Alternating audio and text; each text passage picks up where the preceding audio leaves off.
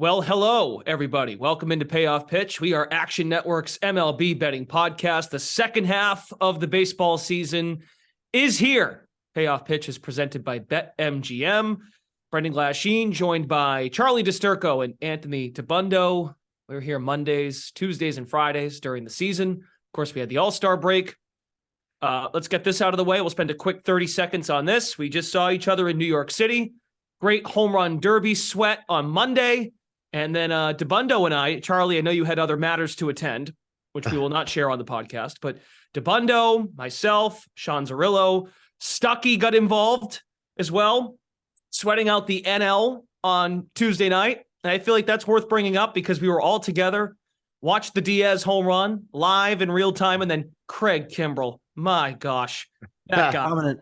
Oh, yeah. And there's Tabundo. Oh, easiest 1-2-3 inning ever. It wasn't 1-2-3, of course. It didn't go that way. But if you hit the NL, great. I hope you listened on the Action Network podcast. We are back to regular business as usual here at Payoff Pitch. So let's dive in. A lot to get into because we've got markets available for win totals to make or miss the playoffs also available. We'll get to that at the end of the show. We're going to focus mostly on the slate because that's important for how you want to bet baseball today. So let's dive right in. Tabundo, you can go first. A best bet for Friday. Everyone's in action.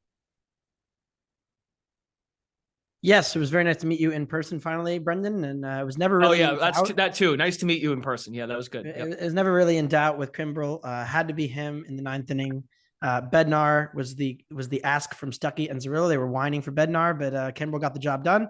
My best bet for Friday is Charlie's New York Mets and the LA Dodgers under 8.5. Minus 108 out there right now would play it up to minus 115. I'm starting to buy back in on Justin Verlander just based on some of the stuff and the underlying swinging strike rates that I'm seeing in his numbers in the last 30 days. If you just sort by Stuff Plus and all the Major League Baseball, Verlander is in the top 10, which is interesting because at no point last season was that the case. Verlander won the Cy Young mostly off of a command-based profile, and his stuff was not as dominant. Well, he's actually found some stuff on the fastball and some of his breaking pitches to the point where I'm buying back in on Verlander potentially in the second half as the Mets kind of figure some things out here with their rotation, which has been largely a mess in the first half. You can see it, though, in the swinging strike rates. 13.7 against the Giants was an improvement. And so I'm starting to believe a little bit more in Verlander overall. Also, Julio Urias is back. He missed some time with an injury, but this puts the Mets in their worst offensive split. And I was hoping that this would be, with the call-ups, the Mets would start to hit better against left-handed pitching. And it's somewhat been the case. They haven't been as split dependent, but they are still worse against the Southpaws and project that way as well. So I'm going to take the under here. Both bullpens being rested. Neither bullpen's very deep. They both rely heavily on kind of the top two guys being pretty good. Maybe a third in the case of the Mets. But it's been when these bullpens have been pushed because of subpar starters that they've gotten beat up this year. That's not really as much the case tonight with the extended rest off the All-Star break. So under 8.5 for me, Dodgers, Mets. Okay, first start for Urias since he got back at the beginning of the month, of course, and had last pitched in May. So, and the Dodgers are a favorite here on the road in New York. Apple TV game this evening as well. An under on Apple TV. That's very bold of you, Tabundo. Just going back to when the Apple TV package started. Charlie and I had already met, so we don't, he doesn't have to share a story about meeting me in person unless he has any, great takeaways. But hi, Charlie, what do you got for a best bet on this Friday? No key takeaways for me for you, but I will say that when Kimbrell came in, my thought was somewhere, some way, Tabundo's going to be screaming about how Craig Kimbrell's the right decision as he blows this, which fortunately he did not as an NL backer myself. My first five under Cincinnati, Milwaukee is my best bet. Corbin Burns against Graham Ashcraft. Corbin Burns is a very interesting case here. You look at his numbers across the board and you'd think that, wow, he's not the same pitcher as he has been in years past. That's not the case. He's actually been above average in just about every metric. His expected ERA in the mid threes, and he's not striking out as many batters, but it's not because of a dip in velocity or a dip in spin rate or any of that in particular. He's still remaining the same pitch mix, the same arsenal. So I'm expecting that swing and miss stuff to continue to come back. And actually, if you look at how he's performed this season compared to years past, the year that he broke out, the COVID year in 2020, his hard hit rate was actually higher then than it is now, despite his ERA being over a run and a half higher. So I'm expecting positive regression from Corbin Burnes, so long as he's in Milwaukee, or maybe he might be traded at the deadline. But I think he's going to have no problem here shutting down the Cincinnati Reds bats. And Graham Ashcraft, a very interesting guy as well. He was dominant in April and then was slaughtered in May and for the most part of June. But over his last 2 starts, he's looked a lot better, 12 2/3 of just 2-run ball. I think that there's a lot there with he was battling injury. He relies on pinpoint accuracy because he doesn't generate that many swings and misses and strikeouts. Well, strikeout rate's up a little bit.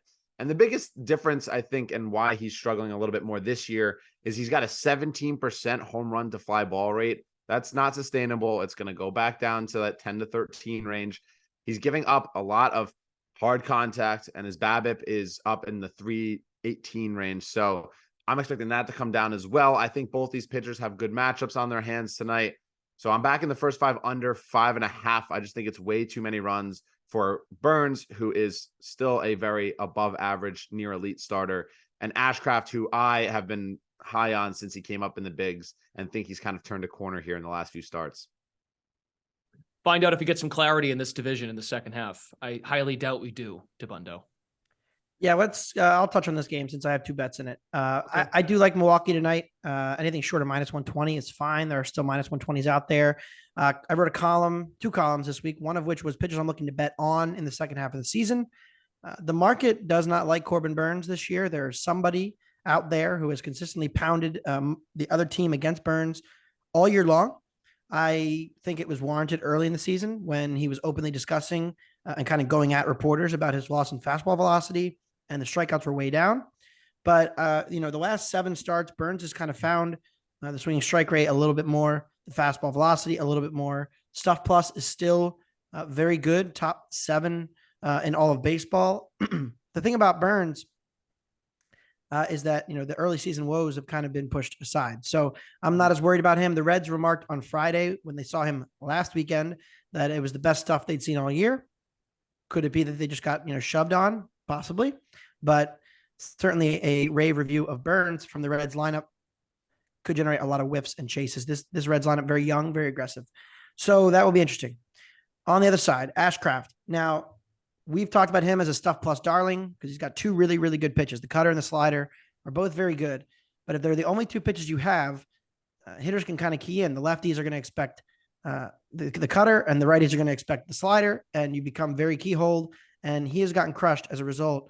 The first 25 pitches of his outings, OPS allowed 703. Pitches 26 to 50, jumps to 919, then 830, and then 925. So you're kind of seeing like a relievery profile unless he can develop a third pitch. That's the only concern for me with Ashcraft as he tries to navigate a lineup multiple times. Also, the Reds defense is pretty below average. So I do like the Brewers. I agree with Charlie. I'm also on the under. Just love this matchup for Corbin Burnes and don't think it should be 10. I think it should be 9.5. So I also played the under.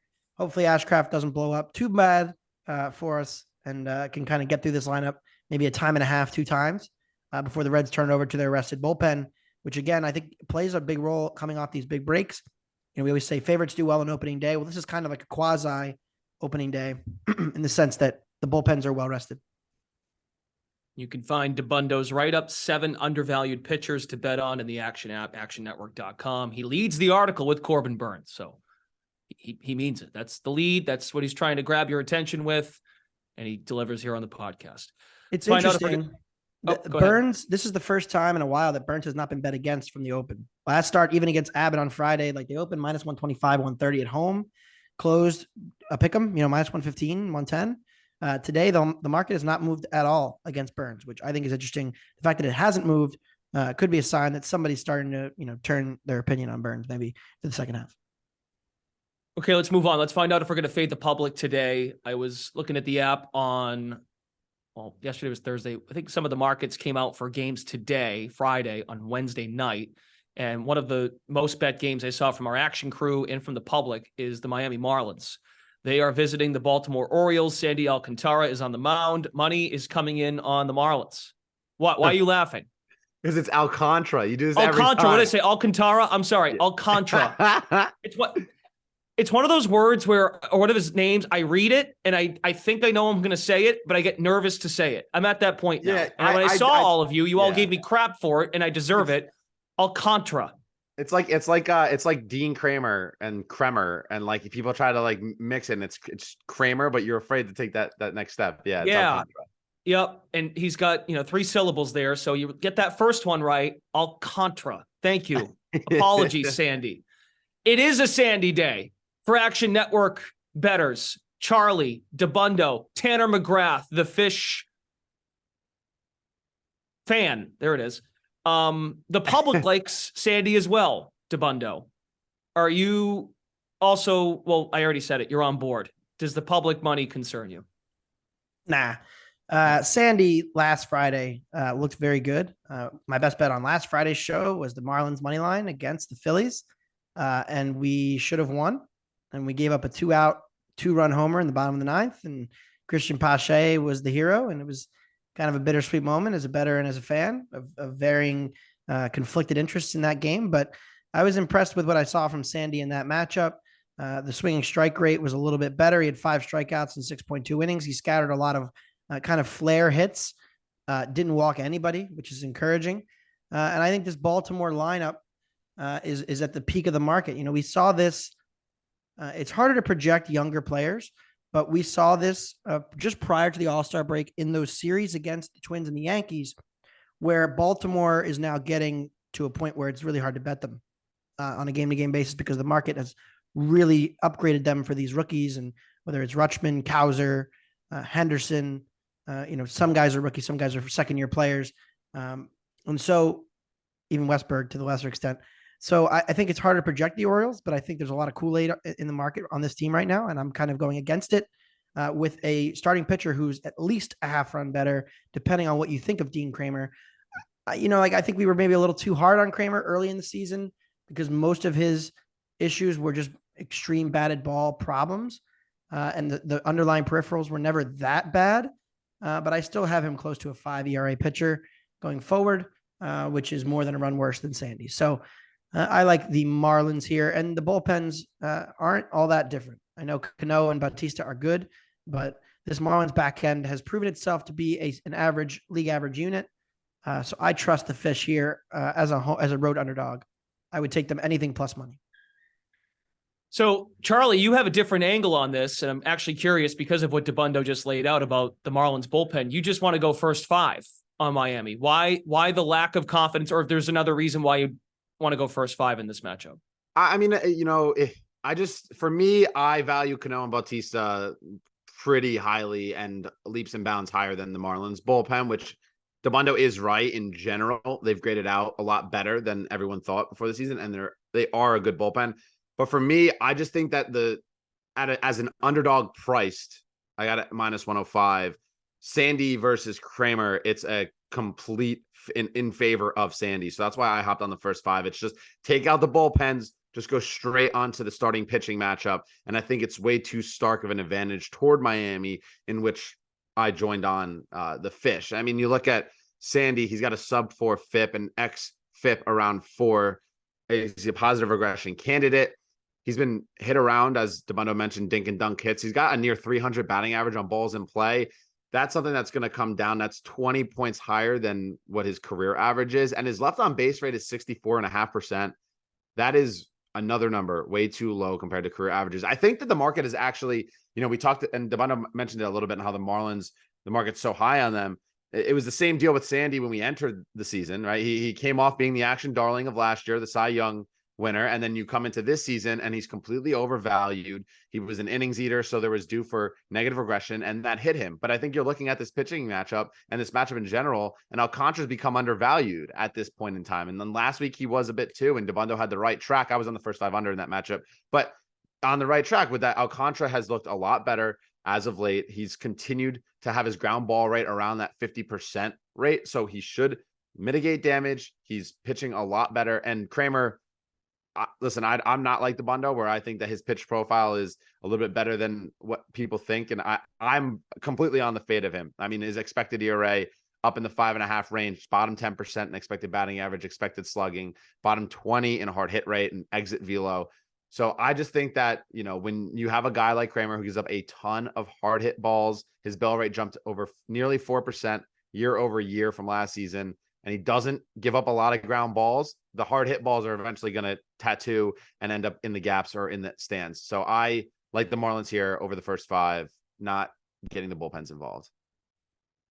Some late money, and by late, I mean late last night into this morning, coming in on Baltimore. So if you want to go back in on the Marlins, plus money available on the money line and minus 110 for the first 5 innings. Yeah, and Sandy's kind of in the Burns thing where he's taking a lot of money against him pretty consistently, including last week. I was surprised to see that market move toward Wheeler. The Phillies closed like minus 140, moved against me. I think maybe we need to do a better job kind of timing the market there if we expect certain pitchers continuously getting bet against as the day goes on. I'm happy to disagree. And in this case, I do. Underdogs. I was looking at Sean Zerillo, of course, friend of the program. Opening pitch write-up is available at Action Network as well. Zerillo doesn't normally do our Friday show. He's focused on UFC. It's behind the curtain. But not just Zerillo, but a lot of you are on underdogs today. And like Tabundo brought up, rested bullpens might make underdogs slightly undervalued. So a lot of dogs that I think both of you guys are interested in. Tabundo, do you have an underdog that jumps out to you for Friday? I do. I'm going to go with the Kansas City Royals plus 240 against the Tampa Bay Rays. And I'm also going to play some plus 2.5 against Tyler Glasnow and Tampa. You ever watch Curb Your Enthusiasm, the episode when they go to Cabo and Jeff says, "You're not going to get me to say anything bad about Mickey. You're not going to get me to say anything good about Alec Marsh. He is not a major league starting pitcher. And I think that his command is reliever level. Stuff Plus says that he's okay. He's around league average and Stuff Plus, but he and the strikeout rates are okay in the sample that we've seen, like 23.8% is respectable, but his lack of command is a real concern. And so it's, 16% walk rate through his first few outings. I'm a little bit alarmed to back him, but Tyler Glasnow in his current form should not be minus 300 on the road against any major league ball club. And I think that this line has just gotten way too out of hand on Glasnow.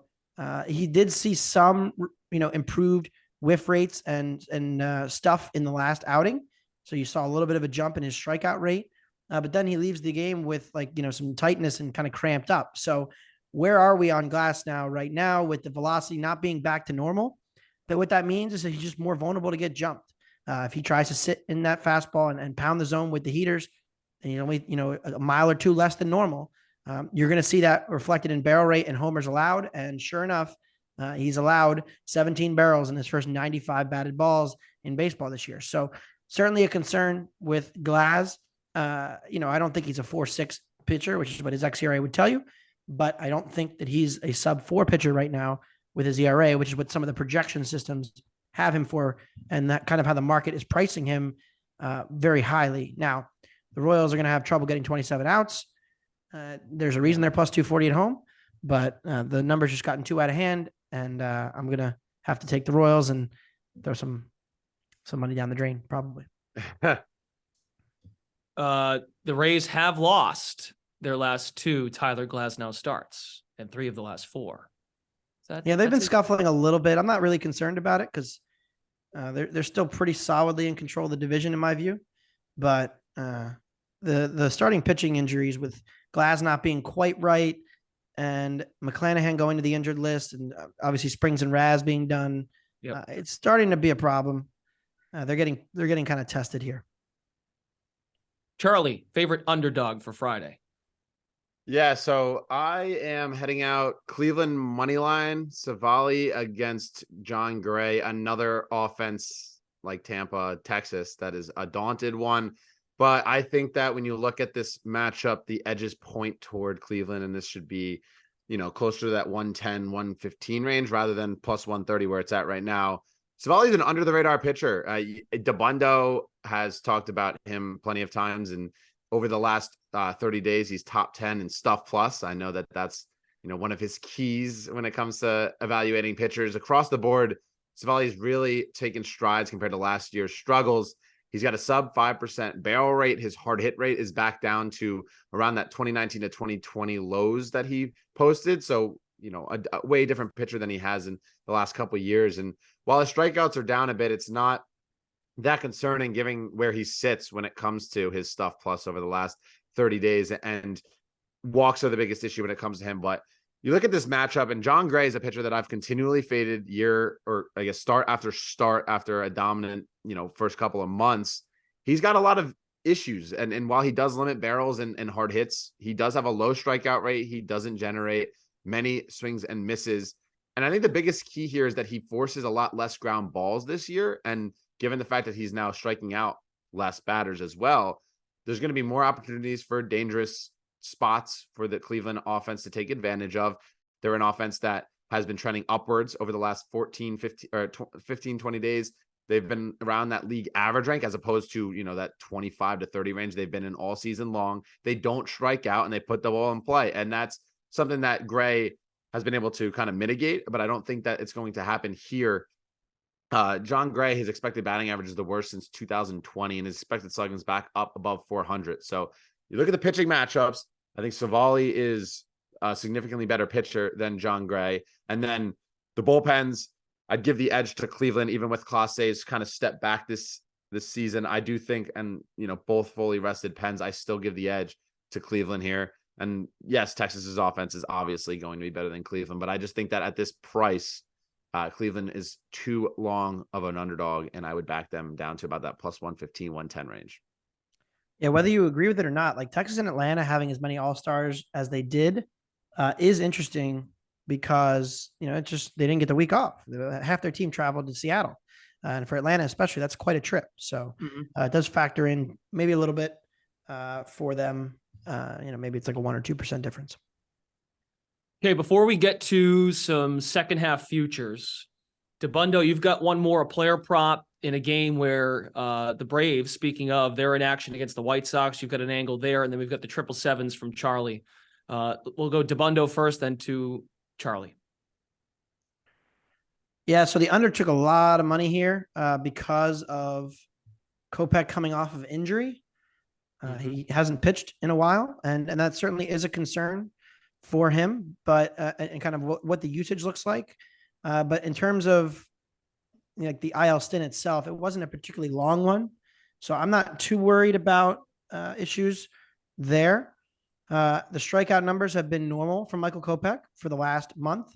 He got roughed up in a couple of starts, but he wasn't, it was more just like, he gets barreled up, gives up a couple of homers. He still was able to generate strikeouts, strikeout rate over a strikeout per inning in 6 of his 8 starts prior to that injury. And he last pitched June 27th. So, about a 3-week layoff roughly. But, over 4.5 plus 130 against this Braves lineup, which has not struck out nearly as much this year, but the projection systems all think will strike out more going forward. I think with the sleepy potential, like we just had our entire team fly across the country to Seattle and then come back to Atlanta. We didn't really get an all-star break. There is some potential built-in fatigue for the Braves. And that even if they are successful in hitting Kopech, a guy with a 25% plus strikeout rate against this lineup in this park, which the park factors, StatCast park factors, do think that Atlanta does give a little bit of a strikeout boost as a ballpark.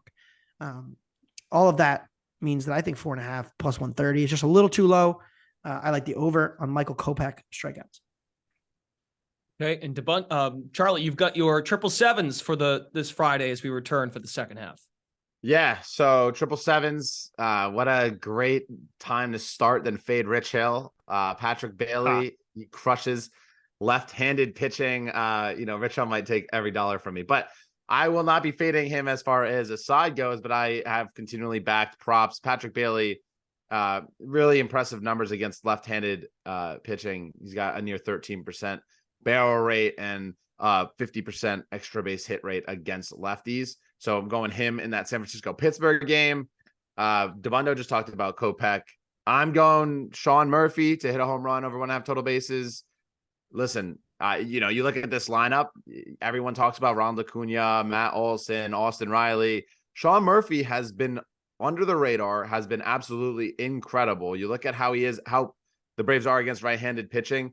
The top three at WRC plus: Acuna 165, Olson 163, Sean Murphy 162. The next best is Darno at 115. So there's a clear top three, and Murphy is never priced like Acuna or Olson, and he gets a good matchup here against a player like Kopech, who gives up a lot of barrels and a lot of hard hits, which is not to say that he could still strike out this lineup. But so I'm taking Murphy there. And then the last one, I wanted to take Harrison Bader, but he is completely overpriced at minus 150. Instead, Anthony Volpe, minus 110 for total bases compared to just about every other Yankee in that like 130 to 150 range. I'm not really sure why Volpe is so underpriced here. You look at against left-handed pitching, he's got a 235 isolated power, and that's fourth on the team. But that also, when you look at who's ahead of him, Bader, Donaldson, Stanton, the three of them combined for just 9 more plate appearances than Volpe does against lefties. So Volpe's played the entire season. He's been a different pitcher since June, a 260 average with a 41% extra base hit rate. So he's seeing the ball a lot better. He's finally over the Mendoza line. He's swinging the bat a lot better. He's priced this way probably because, Boom puts him toward the bottom of the lineup, but we could even see him jump up. And if that's the case against Austin Gomber, I love him to do some damage here. So those are my 777s. If you want more into the whole analysis, the article should be dropping within the next hour and change, or I guess by noon. So it'll be up today. Excellent. Volpe, Go ahead. yeah, Real Volpe, quick. Yeah, his strikeout rate was close to like 40% at one point, and he's cut that a lot. So that's encouraging. I'm encouraged by Volpe as well. When 777s every, what was it, Wednesday, Friday? Every Monday, Wednesday, Friday by noon Eastern time. The article will be up on the Action website and Action app. Okay, very good. So be on the lookout for that throughout the course of the second half of the season. All right, before we go, let's do a quick midseason futures segment, win totals, a Shohei Ohtani minute, because there is some reporting coming out, Buster Only, pretty connected at ESPN. He's pretty Yankee connected over the years. I'm maybe a little biased because I'm like, oh, Buster Only has Yankee news. Yep, that's typical because, Red Sox fan over here. Anyway, Yankees are in if the Angels make Ohtani available. We'll get to Ohtani. Charlie's got thoughts on that. DeBundo, any futures you'd like to dabble in now? And folks, this is these markets, win totals, playoffs, win totals especially. You got to get in on this now before the second half starts, and that market will disappear. So anything that you'd like to give out now before we start the weekend? I believe we had a conversation about this in the Uber the other day, but I'm buying. I do not remember. So yeah, it was definitely after hours. Take that for what it's worth. Over 83.5 wins for the Boston Red Sox. Okay, now I do remember you mentioning Anzarillo, that you liked Cutter Crawford, you like Bayo, so you like the pitching. And this is back to your undervalued pitchers for the second half. So I guess this does correlate. Yeah, I mean, the Red Sox have 2 of the pitchers that are featured in the column. You just mentioned them. You're stealing my thunder here, but I'm a believer in Bayo and Crawford. Is kind of Bayo taking that first next step forward into like an upper tier starter, and Crawford giving them solid mid-level rotation innings. Stuff Plus has always liked him. He's got multiple pitches over 100. The strikeout minus walk rate has improved this year. The results have improved. He's actually been a quality starter when he's been on the mound this year. James Paxton has held the fastball velocity and kept the strikeout rate up. He's given up some homers. He's gotten blown up a couple of times, but again, solid pitching. And I've always liked this Boston lineup. They have a ton of on-base skill. They put a lot of pressure on opposing defenses and opposing pitching because they see balls well. They have good discipline. They get on base. And with everybody kind of just having good, solid seasons, there's no like, oh my gosh, this player's doing this unsustainably good thing in the first half. Devers was fine. Yoshida was good. Like nobody had like that breakout, but it's just a really deep, solid lineup. And so I'm buying the Red Sox. Also, if Boston were to sell, like who are they selling? And so for that reason, I'm a little bit less likely to, be concerned about them because they could sell maybe like an Adam Duvall, but Duvall only played about half the first half. So it's not like he's like a huge piece of their lineup. So I'm buying the Red Sox over 83.5 wins. I think they're going to be in the mix for that wild card, especially since Toronto and New York and even Seattle are just not going to be able to pull away. I don't think. I think they're all too flawed at the current moment to really separate from Boston. And that will keep them in the race and keep them in the mix over 83.5 wins. As for World Series. Oh, well, hold on one second. You just get to say all that and I can't weigh in quickly. I mean, come on now. I mean, I'm just very happy you didn't do what we've been doing now for the last 3 or 4 summers. Well, and maybe BJ will go down this road. Well, and what if they get Chris Sale back and he gives them something at the end of the year, back end of the rotation? Maybe he throws a couple of innings out of the bullpen to give the bullpen a night off. Like, thank you for not doing that, because it's been going on now for the last couple of summers and I'm sick of it, because I'm already ready for it, DeBundo. By the time the deadline comes, that's coming. You watch. Well, Sale's progressing. He looked good in his bullpen. The stuff looks good. The velocity's up. But what if Chris Sale gives them something? All of a sudden, the rotation's deeper. You didn't do that. So thank you for that. And they're not getting Ohtani either. So yeah, like I don't really buy the Red Sox because the starting pitching is not like there's no high end starting pitching in Boston to the point where like they have upside, I think, for like a World Series run if they were to sneak in the wild card. But they're only 2 games out of the second wild card. Like they are not going to be out of this race. So I can't see Bloom blowing it up. Okay. Go ahead. So we're going to move it along here. So go ahead with the World Series, your World Series dabbling. Yeah, I haven't bet or given out any World Series futures on this show, which is kind of lame. But I am intrigued by a pocket of 3 teams kind of in the mid-20s, one of which is my beloved Philadelphia Phillies. You can find it like 28, 30 to 1. Look, it's the same recipe as last season. Nobody's going to be shocked by this. But if the Phillies get into a short series, which they're likely to be in the playoffs, and they're likely to be in the 3-gamer in the first round, Aaron Nola and Zach Wheeler are top 10, top 12 stuff plus guys. Last 30 days, they found their form again. They're both high-end starting pitchers, and the lineup has a lot of depth. So with those 2 things and a bullpen that's pitched like a top 5 bullpen in baseball since June, so even since May, really, they're going to be a really tough out. And I think you could make a strong case they're the second best team in the National League right now. Now, will the Dodgers get healthy and be better than them? Probably. Could the Padres, if they were to get in, be favored than them over a 3-game series? Probably. But I think right now, based on just how they're playing, the Phillies could be the second and the biggest threat to Atlanta.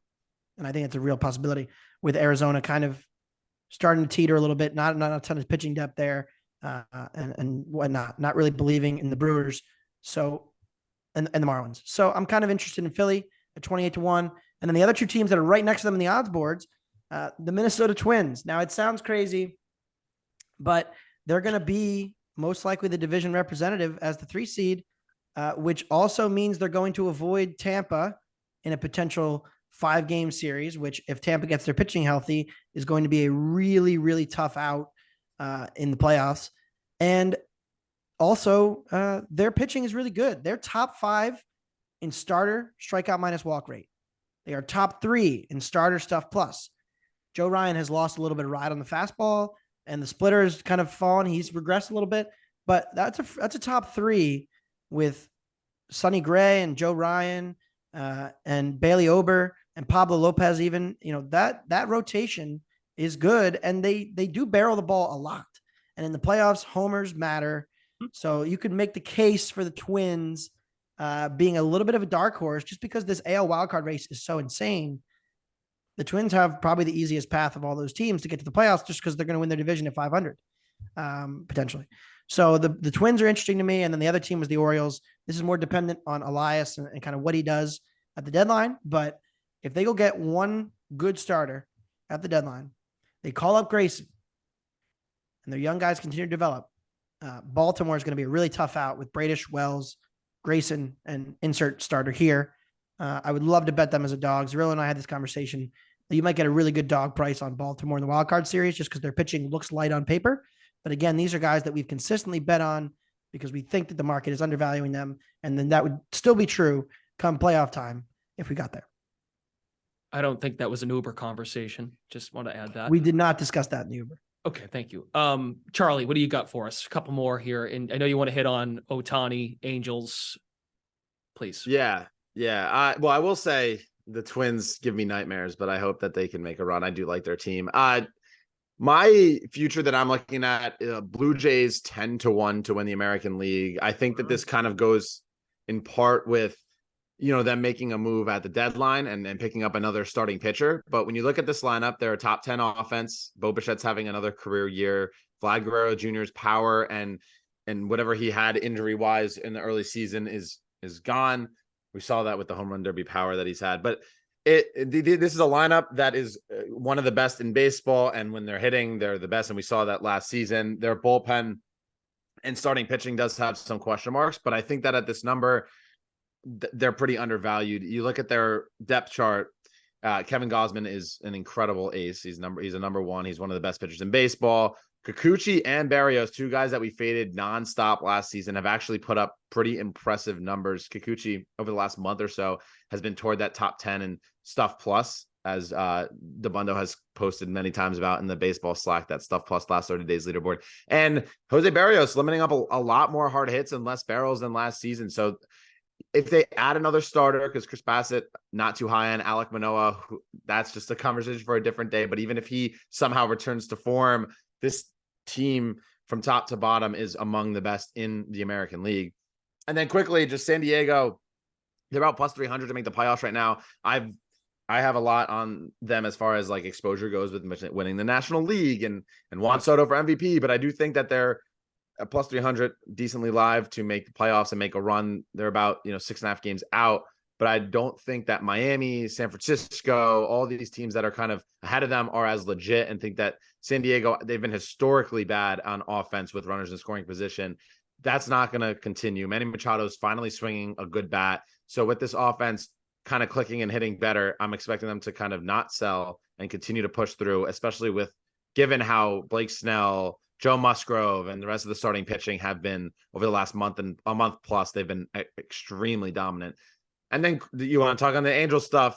There's a lot of ways that you can attack this, right? Like we talked about this, me and you, right before at the home run derby, Brendan. The Angels under is not a bad look, but I have so much exposed as far as them to make the playoffs and them to win the World Series that at this point, if I bet they're under, there's a chance they end up with 80 to 82 wins, don't make the playoffs, and then I lose everything. So I'm not going to say, and to miss the playoffs, that number's pretty much far gone.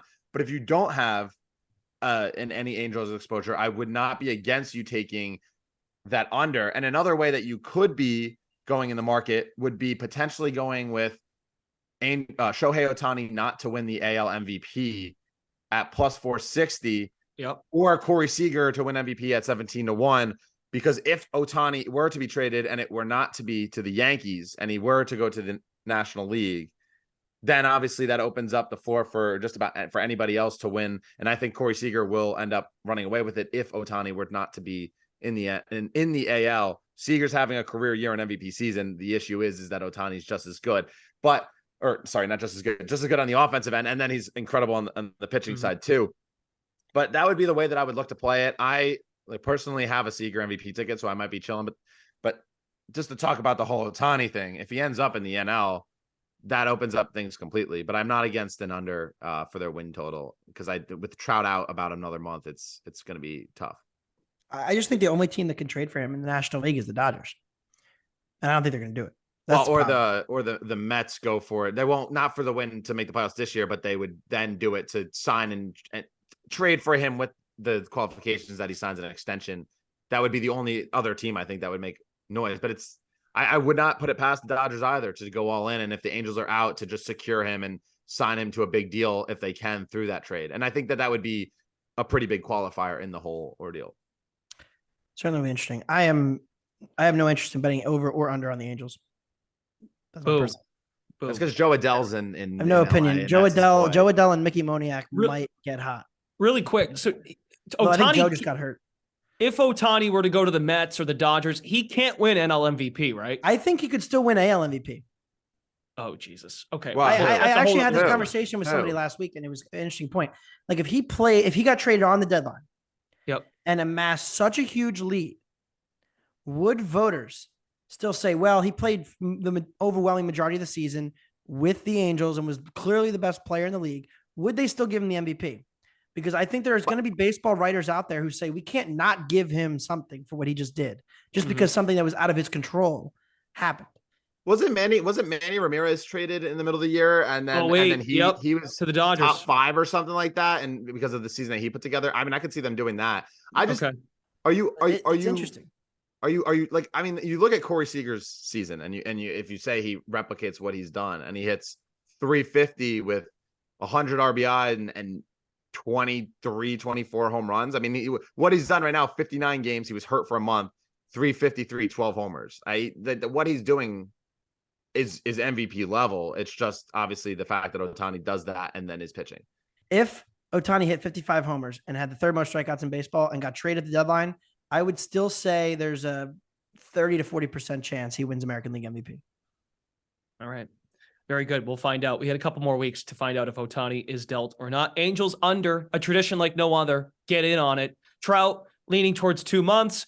Also, Zerillo said this. I agree. Well, it's factual. They have the 5th hardest schedule in the second half. They played Tampa twice, Oakland only 2 more times.